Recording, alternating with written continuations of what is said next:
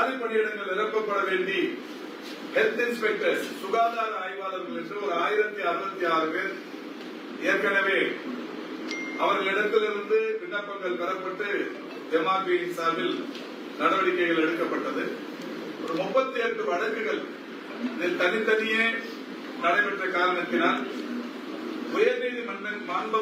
உயர்நீதிமன்றங்களின் அறிவுறுத்தலை ஏற்று இந்த 1066 பேருக்கும் தேர்வு நடத்தி அவர்களை தேர்வு செய்வது என்கின்ற வகையில் அதற்குரிய அந்த அரசு ஆணைகளை பெறுவதற்குரிய நடவடிக்கைகள் நடைபெற்றுக் கொண்டிருக்கிறது. மிக விரைவில் அவர்களுக்கான தேதி அறிவிக்கப்பட்டு தேர்தலில் கலந்து கொண்டு வெற்றி பெற்றவர்களுக்கு 1066 பேருக்கு பணியாணைகள் தரப்பட இருக்கிறது. பிஎச்என் என்று சொல்லக்கூடிய கிராம சுகாதார செவிலியர்கள் 2250 பேருக்கு அனைத்து பணிகளும் முடிந்த நிலையில் ஒரு 13 வழக்குகள் உச்சநீதிமன்றத்தில் நிலுவையில் இருக்கிறது.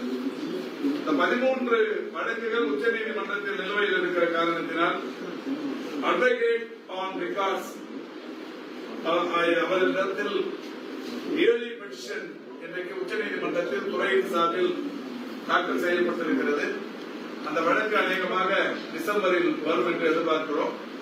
அது வந்தவுடன் உச்சநீதிமன்றத்தில் 13 வழக்குகளுக்கும் தேர்வு காணப்பட்டு அவர்களுக்கும் கூட இன்றைக்கு அவர்களையும் இந்த துறையில் 2250 கிராம சுகாதார செவிலியர்களை இணைப்பதற்குரிய நடவடிக்கைகள் எடுக்கப்பட்டு வருகிறது. தற்போது கூட எம்ஆர்பியின் சார்பில் ஒரு 47 பிசியோதெரபிஸ்ட் என்று சொல்லக்கூடிய இயற்முறை மருத்துவர்களுக்கு தேர்வு நடைபெற தேதியெல்லாம் அறிவிக்கப்பட்டிருக்கிறது. 47 இடங்களுக்கு 8772 பேர் விண்ணப்பித்திருக்கிறார்கள். இந்த 8772 தகுதி படைத்த 47 பேர் எம்ஆர்பியின் சார்பில் தேர்ந்தெடுக்கப்பட்டு அவர்களுக்கு பணியாணைகள் தரப்படவிருக்கிறது.